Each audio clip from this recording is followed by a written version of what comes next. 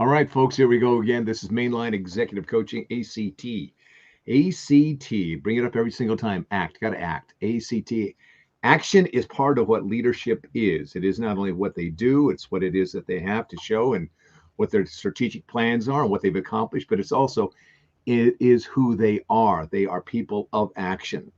And in that action, what we do is we create a better culture for everyone, not just for some, but for everyone. And so what we're going to talk today is about something that's really quite interesting and difficult at the same time to discuss because it is so different and on and on and on. It's going to be, okay, let's just get to it, right? I'm here with my partner, Rich Barron. Hi, Rich. How's it going tonight? Good. How you doing, Mike Bailey. We're going to be talking about critical thinking. Critical thinking is truly one of those things that the Zen Buddhists talk about, the ability to walk the razor's edge, to walk that thin line, to walk the tightrope and not fall one way or the other.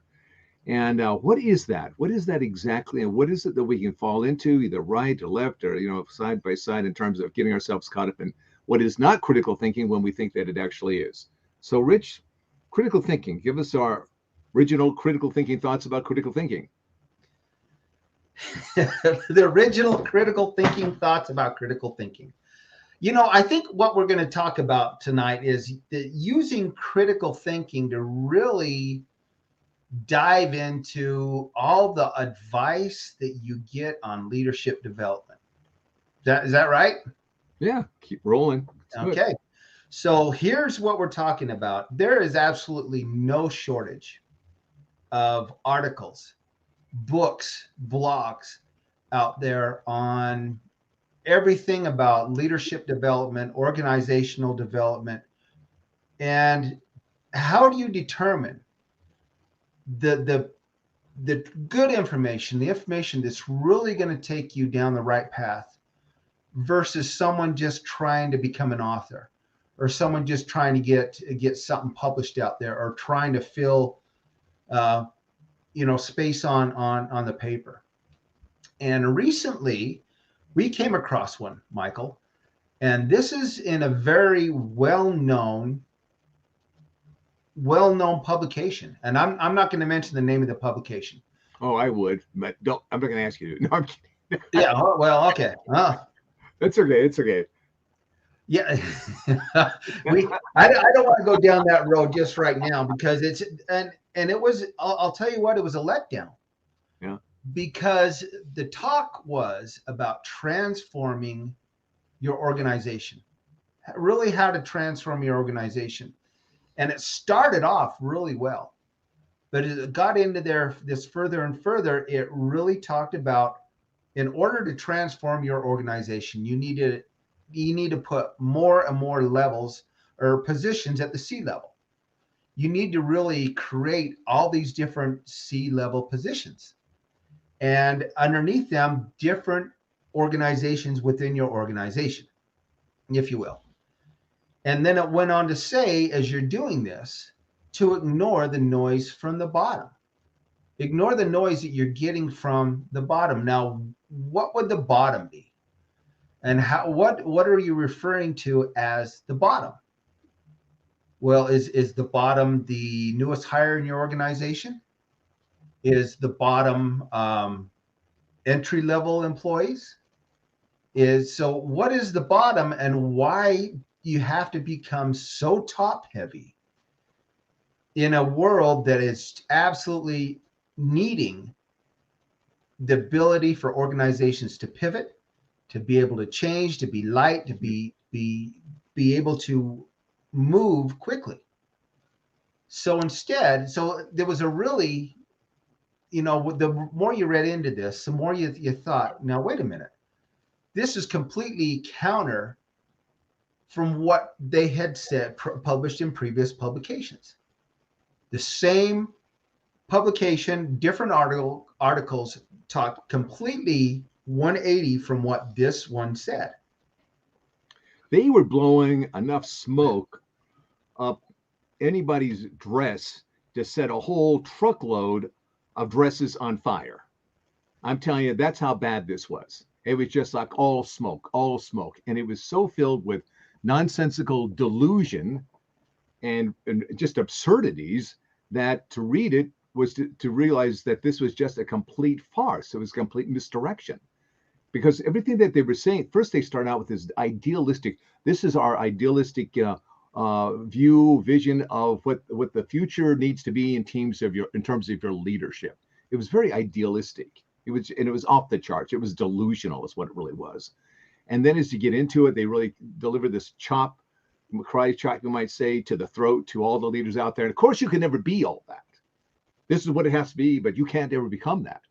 So you're taking on an a balloon ride here, and then they cut the cords off. Now you're falling, and they're saying, but you got to do it anyway. And this is why they bring on this idea of bringing in all these additional people into the C level and upper management level. And it was just a sheer absolute farce. It was in itself a form of exclusivity for leadership that then disconnects them from the rest of the organization. And what is the bottom? Don't listen to the bottom. Two things. Don't pay any attention to the relationships in your organization. And secondly, don't really work with the people to create a sense of team. We're not here to create teams. What we're really here to do is get people to do what we tell them to do, because we've got all these experts. And because we have all these experts, that just shows how good we are. We're bringing on all these people that really shouldn't be there, but they got the cred, you might say, in terms of just showing up these figureheads, because we're good people, and you can't challenge us. And if you do challenge us, we're going to shame you and signal all over the place. And herein lies the real fault in their thinking. Critical thinking is about seeing things as they are. It's about evaluating things honestly, fairly. It's learning how to get past your own biases and prejudices, your own internal influences that go this way or get that way, seeing things as they really are. The same, and that's hard stuff. That's hard work to think that clearly, to think that cleanly. The other part of that is to get out of your self-delusion, a sense of grandeur, self-aggrandizement kind of stuff. And so that you're not building yourself up to be more than you really are. And that's hard. So you got, on one hand, you don't want to say anything that's going to upset people. People pleasing behavior starts getting into this whole thing. And perfectionism starts getting into it, certainly. And then elitism starts appealing to it. And if you take a look at that, Rich, if you cannot think critically, clearly, how in the world are you going to effectively manage your teams? Particularly the relationships. This is the best person that would be in this role. This is the best person we could give to this assignment, to see clearly and precisely as possible the right placement of your team. And if you can't do that, then how are you going to bring the team together so the team can work effectively, interacting with each other, supporting each other, complementing each other, collaborating with each other. If you don't have that ability to see that, you're screwed. There's no other way to talk about it. Yeah. As a leader, you are screwed. And so they're just doing this weird trip about it's like, this is everything they say, do the exact opposite. And then that might put you on the right road to critical thinking, good team management, relationship management, bringing the team together to get the job done. Well, have you ever seen in an SUV or a truck or something like that, it's got up there on the dashboard, it shows this vehicle tipping over? Be careful, because it's a top heavy vehicle, right? Yeah. So it has more of a tendency, if it's going to tip over. You try to, change too quickly, it's going to tip over. The same thing, I think they should make one of these for some of these organizations who think they need to build up the whole upper level, get so top heavy that you can't change. You can't move. You can't pivot, or you're going to topple over. And really, that's, if you don't have that foundation we talked about, that good wheelbase, if you will, that wide wheelbase, that wide foundation that you get by including all of your employees across the board, you're going to be too top heavy. But, back to this critical thinking, there's so many people that we hear of that it's on TV, it must be true. Well, the fake news said it, so it must be true. Or I heard this on the radio, so it must be true. What happened with Orson Welles and the whole thing back in the 30s, or 40s, whenever that whole thing was, the Martians have landed and people went crazy. And, it was so realistic that everybody heard it because it was on the radio. So it must be true. Well, the same thing goes for this. If it's in an article, if it's in a book, it must be true. How many figureheads do we have in government today? I mean, how many figureheads do we have in government today? There are people who have major positions at federal levels that have not even been showing up to work. No. They're just figureheads. They have the right profile. They have the right resume. But they're not doing really what it is that they're set there to do. They're just figureheads. And how, explain to me, Rich, if you would please, if you fill your organization at those top levels with people that have, the right credentials, the right resume, but don't really fit into the organization, how can you possibly be, number one, a transparent organization? How can you be authentic? How can you actually reach out and work with other people if you're creating this kind of protective class here in your organization? How then do you create an organization that is altruistic? How in the world can you even begin to have real courage in leading your organization, everyone in your organization, to bigger and better wins and successes, so that the whole, the tide rises, all the boats rise with it? How do you do that? Because I don't know how that's even done. I think it starts with vulnerability, being vulnerable, being open, being humble, and opening yourself up to advice from those around you.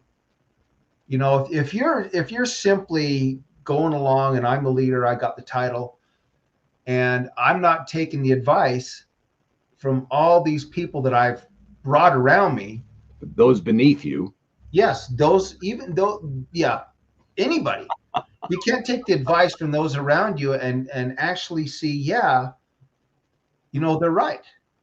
That was some good advice and they're right. And I really need to take a look at that. You're not going to become transparent. You're not going to build those good relationships, that altruism. Go forth and build these awesome relationships with your people. Get to know who they are. First name basis, and listen to what they're telling you. Don't just hear them.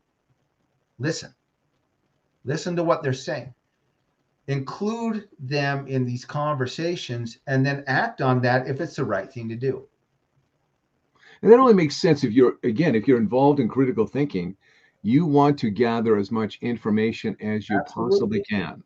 Well, that's what critical thinking is. You gather as much information as you can about these topics, where you have the ability to make logical, educated decisions.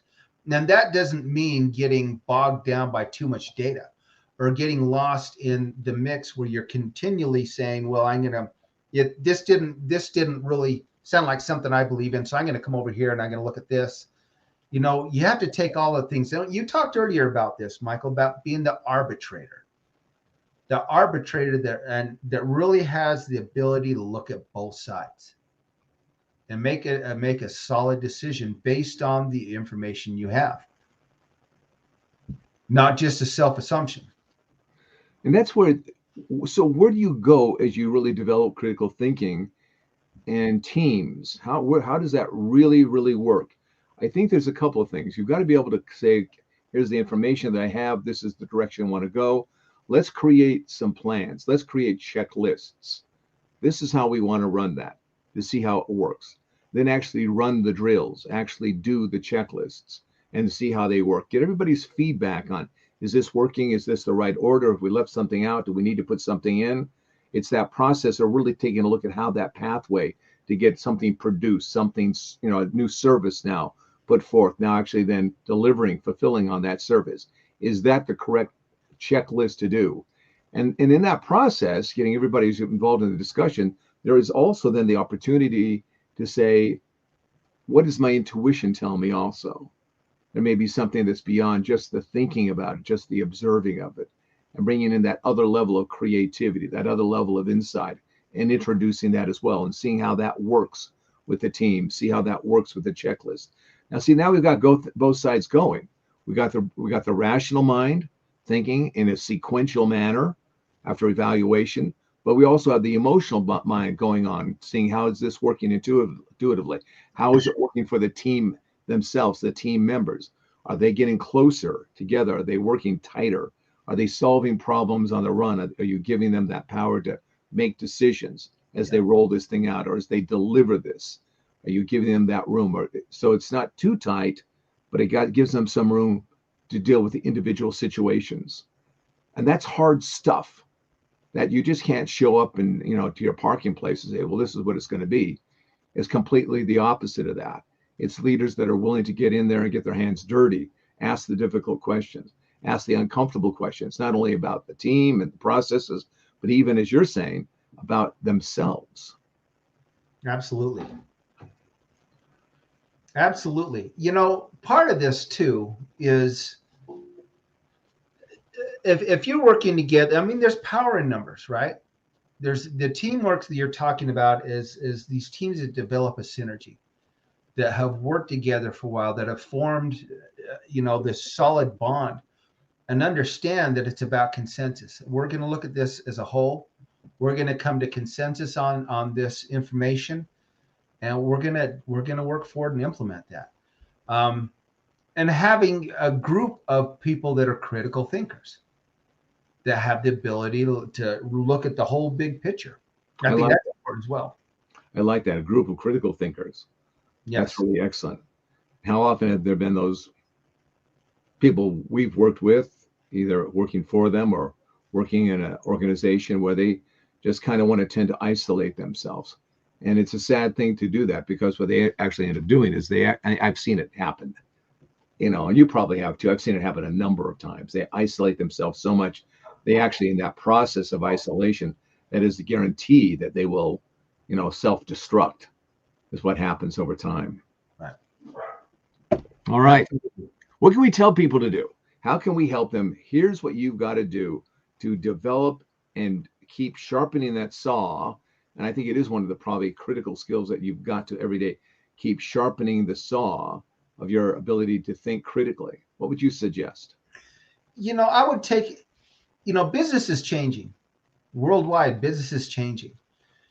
The businesses going forward are going to be the ones that really need to be able to pivot, to change. If you're out there and you understand that what needs to be done in business today, look at these articles, read these books, and base them on what you see is needed in business going forward. Now, there's a lot of this stuff out there that, just like what we talked about, that is absolute hogwash.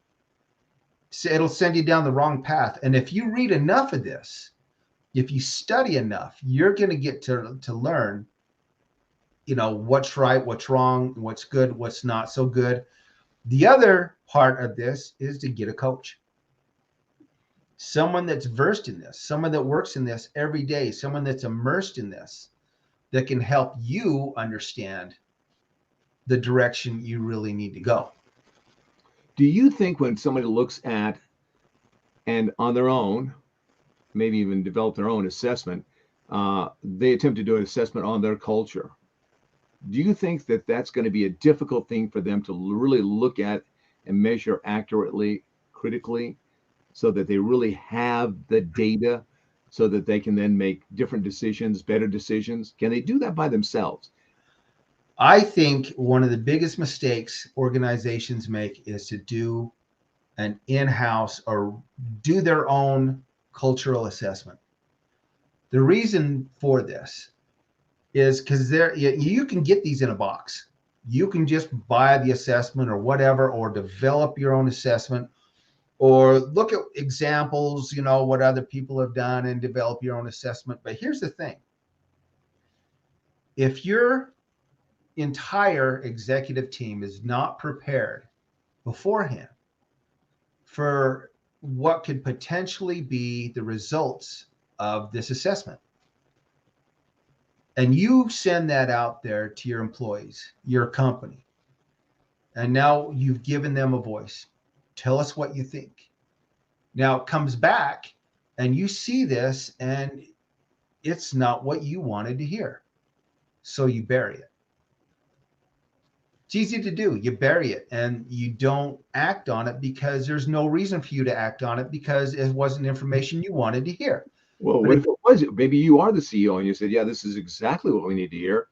And then your executive team, there's enough on your executive team that they set their hair on fire. yeah, They're the ones who are pushing back. They're the ones who don't want this to let out. It can right. also work that way. It can work, absolutely can work that way. But if you have someone who is trained to do these assessments, that comes in and prepares you and then gets the results and sits down with you and says, here's the results. And your team. And your team, this is what has come back. This is what we recommend doing. And making sure that that information is disseminated out there. You don't have to go out and post, the results of the assessment so much as you do have to act on what came back.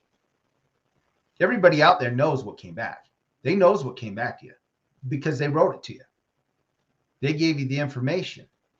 The important part is you said we're going to do this assessment and then we want to make some adjustments in the company to fix the problems. If you don't, you've given your company a voice. You've given your employees a voice. And you did nothing. That's worse than ever having done the assessment in the first place. It's kind of like asking your wife why she's upset. Yeah. Right. But Yeah. she tells you, I want you to stop doing this. I want you to do more of that. You go, okay, sure. Yeah. And then you don't. Yeah. Maybe you're busy. Maybe you forget. Maybe you think, what you got to say? She's just being silly or whatever. Boy, that's going to cause more turmoil than if you just let it alone. Yeah. That's the truth. I mean, that's just human beings. That's not just wives or husbands.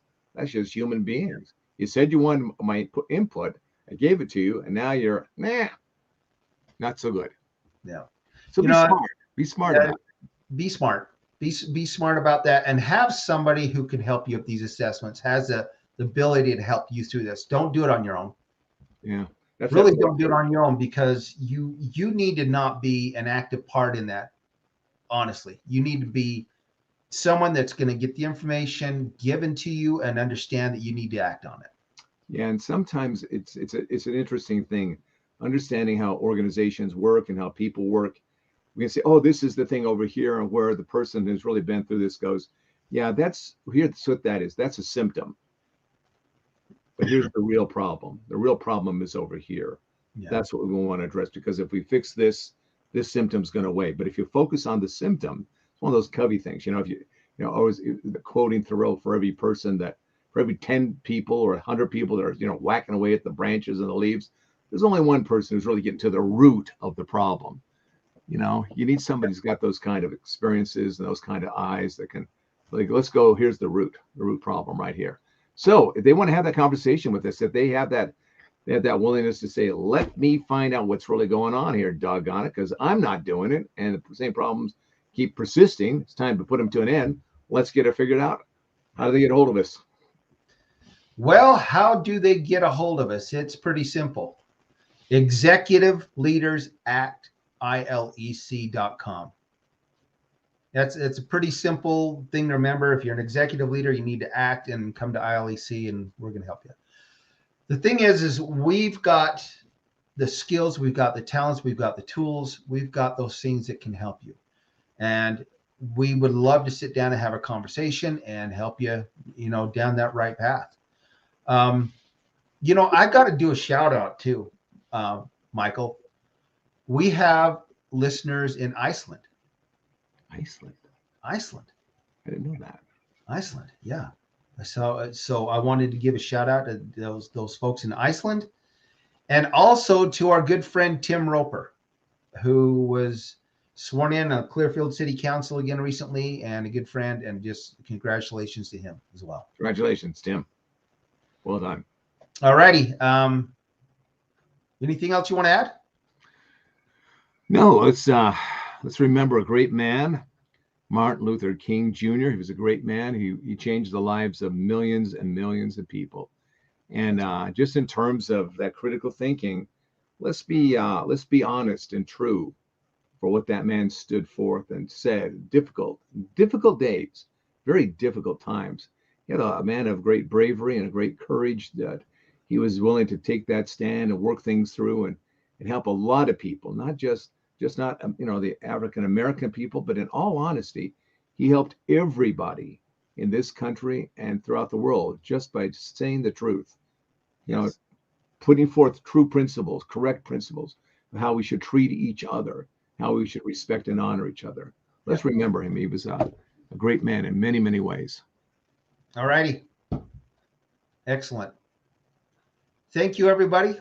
Have a great night, and we will see you again next time. All the best, everybody.